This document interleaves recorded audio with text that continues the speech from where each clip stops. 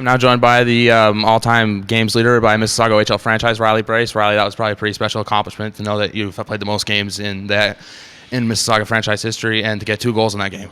Yeah, it was. It was a special night for me. My whole family there, and to get the win, foremost, and the 2 goals were just the icing on the cake. So it was definitely a special day. And even in a bad losing streak, it was good to come home, get a good win in front of your fans, friends, and family. Just there are 2 goals. That's probably just the icing on the cake to a great season so far. Yeah, exactly. It was one of those things where we had a tough road schedule there, and we fell behind the 8 ball early, and luckily we came back to our barn, grabbed 2 points, big win, and hopefully we can get things rolling from here on out. And just upcoming games like tough opponents like Niagara coming up, and then Niagara come back here next Friday night, knowing that 2 games in a couple weeks against franchise division rivals.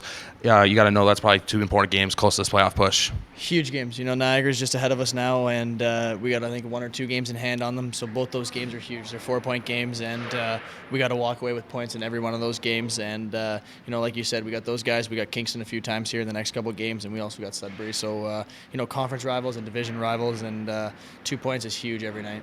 And even like what you just said about Kingston, I know they're here twice the next couple of weeks. They just said 4 points right behind you. To get those wins, it's just going to leap you up to get 6 points and then 8 points behind you. That's got to be pretty important heading into the season. Yeah, exactly. Our team's going to be looking forward to that. We're going to be looking into it.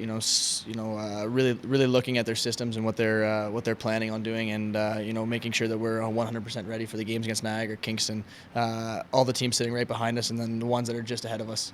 All right, thanks, Riley, and good luck with the rest of the season. Thank you.